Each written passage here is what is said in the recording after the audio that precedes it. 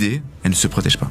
On peut être isolé de plusieurs dizaines de milliers de kilomètres, avoir tous la même idée, le même concept, sans pour autant que ce soit susceptible d'appropriation. Pourquoi ?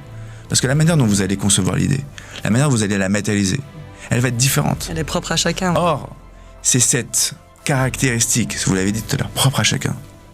Le fait que ce soit individualisé, personnalisé, le reflet de la personnalité du créateur et de l'auteur, qui est susceptible d'appropriation. Donc, en droit français, ce qui est un peu différent en droit du copyright, puisque c'est un droit plus économique, mais en droit français, ce qu'on va protéger, c'est la personnalité de l'auteur à travers l'œuvre, ce qui fait sa singularité. Un exemple assez facile, vous mettez 2 peintres face au même coucher de soleil.